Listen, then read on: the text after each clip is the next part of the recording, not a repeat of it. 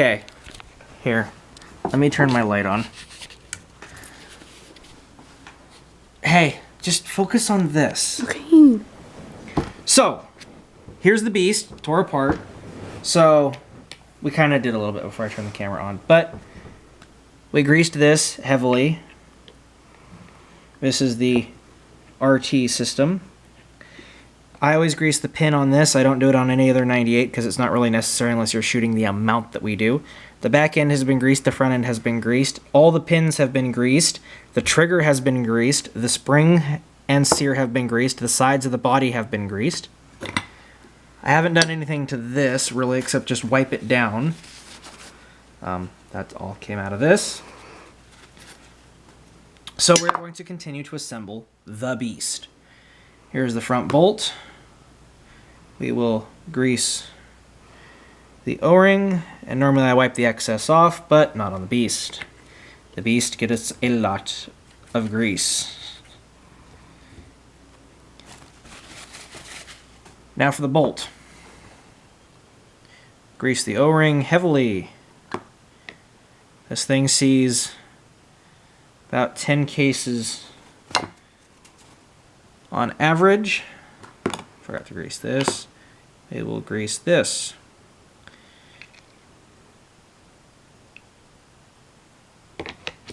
Insert that. The only people that I know of that have snapped the original aluminum cocking knob for a rocket cock are us. We're the only people that have ever done it, as far as I know, according to the company. So we made one out of steel. This is the original cocking knob for this gun. We chucked it up in a drill press, cut it off with a hacksaw, and filed it down. Grease the piss out of it. Insert it. Okay, here's the linkage. Now, I greased this top track heavily. Also going to grease the piss out of this. Put this in. And people that say that grease makes the gun run slower, you haven't seen this fire. This fires 20 to 25 balls per second. Yeah. Get the, here's the ball detent. It was put in last year, so it is still good to go. So it's going in. Rear bumper, grease it up with what's on your fingers. Stick it in the back. Main spring and spring guide, so we're going to grease the mainspring. Normally I just put a drop of oil on the mainspring and spring guide. Insert it into the back, make sure it all slides in. Spring guide, grease it really well. Slide it in.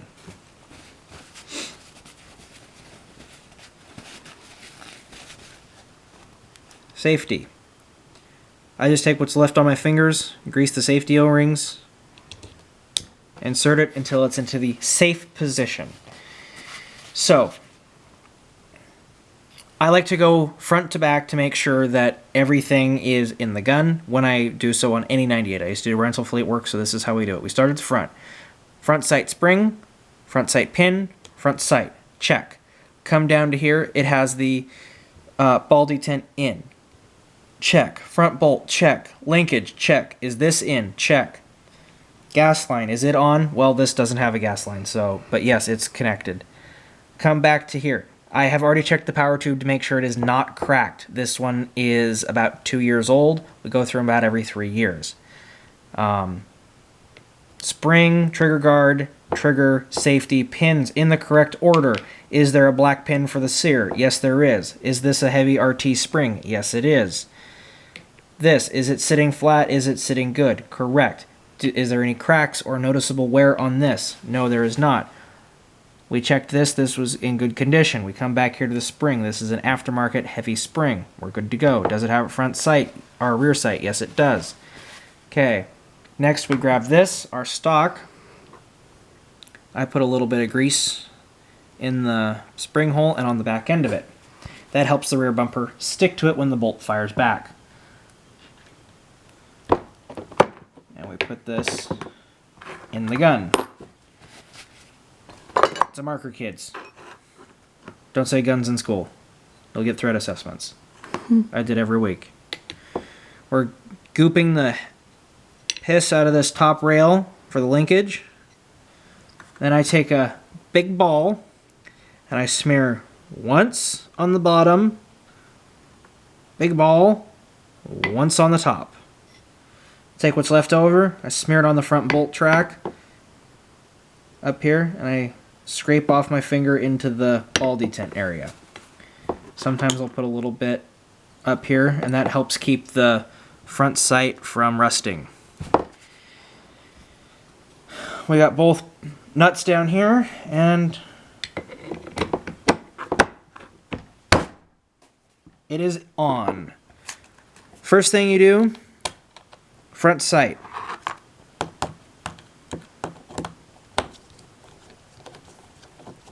That is the first one that you do.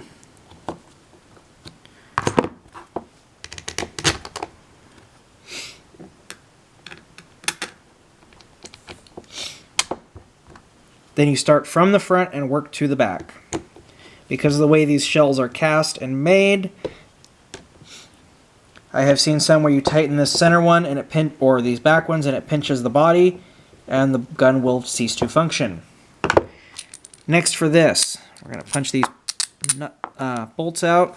We're going to slide this out. I'm going to take this, wipe it down. This track, it's got a lot of grease still in it. I don't care. It's getting wiped out a little bit. Take this, smear it heavily inside there. Smear that inside this track as best you can, because that thing will go 25 times a second back and forth. So we want to make sure that this stuff is protected. Now on the bottom of this there's a little detent and there's a little rubber bushing there. Make sure that's lined up because that's what keeps these this in the closed position. Put this on the back of the marker. 2 long screws. They come with your kit. Put these. Yeah, these aren't the trimmed ones. We used to have a set of trimmed ones. I think these are for an Alpha Black though, by the way. But do not over tighten this. You will break it, especially on the plastic ones. It does not need to be super tight.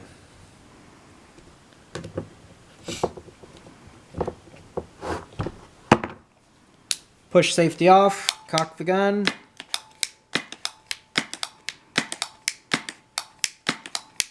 It's a little slow. Once we fire it, it will start to go faster and faster as it pushes the grease out of the way. It's just like when you pack bearings, you over grease the piss out of them. Okay. Next, we flip the gun like so you can see that. That's where that goes. That's where this piece goes. This is custom machined to fit this groove right here. So we just drop that in. Here's the Allen key for that. And we tighten this up.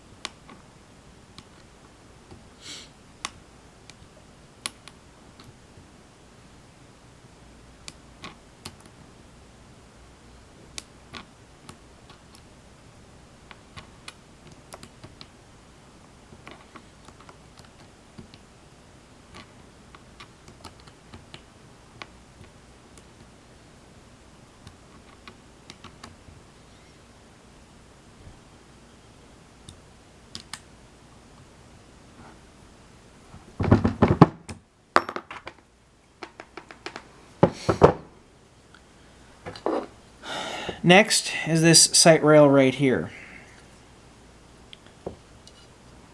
Make sure all of the screws are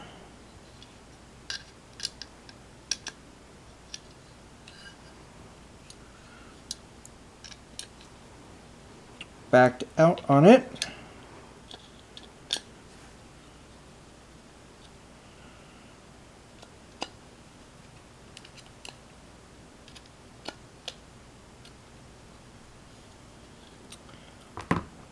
Custom machined here, custom machined here. This part is custom machined for that. Because because you cannot get these parts oh, and this is custom machined up there for the bolt. So once that's on, then we screw this on until the screws are pretty much flush with the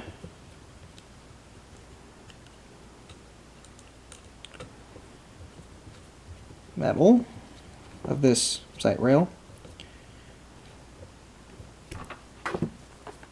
We flip it over. We do the exact same to these. This side only has 2 screws because we lost that one because it vibrated out from shooting so much. Some cool trivia, we can empty a 15-pound CO2 tank in about 30 minutes of shooting. This gets hooked up to a 15-pound CO2 tank. The other side of the cannon has 30 pods. I carry 12 on my person. My friend carries 8 on his person. And then however many people run up and give us pods. We will go through 30 pods in about 10 to 15 minutes. And we will fill that up twice. Come on, 30 seconds.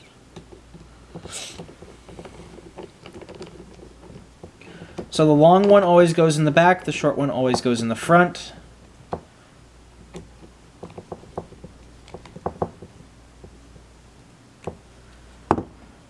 Next we take this, and I did have a hose around here somewhere. Oh, here it is. Here's the gas line. And you want to cover the end of this in grease so that it seals. I used about half a can of grease on this thing, and if you're gonna say I over-greased it, I didn't. This thing runs like a Singer sewing machine, non-stop for minutes. And there is a right and a wrong way to put this gas line on.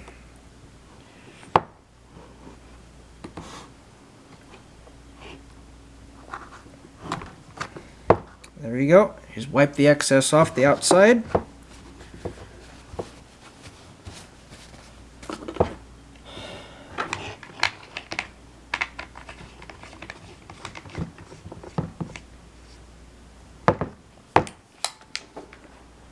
Give it a pressure check. Make sure we got no serious leaks.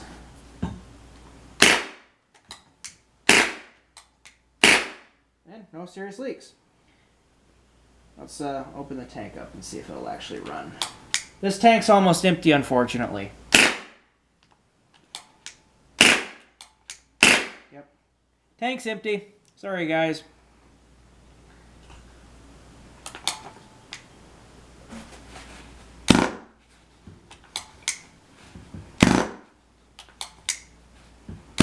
This requires a minimum of 800 psi to function.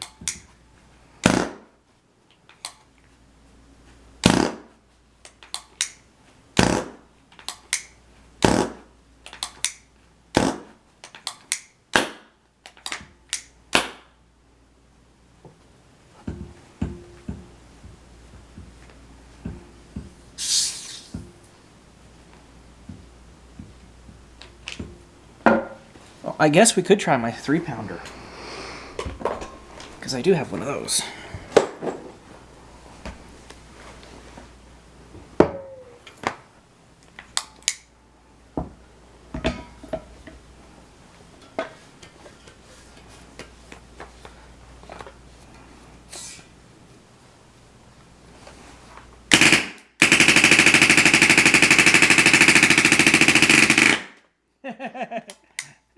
Yeah, this tank's about dead too. Here, let me get my sock to put over the end of it.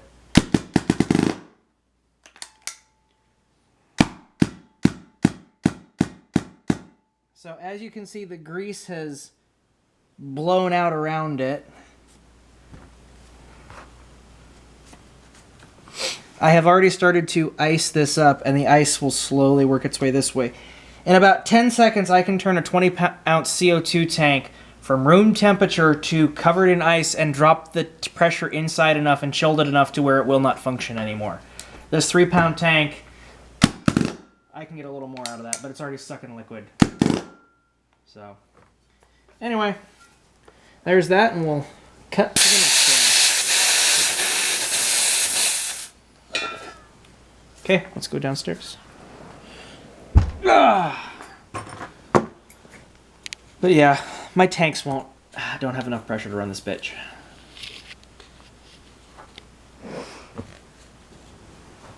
It's pretty sad when it takes that much pressure to run this fucker.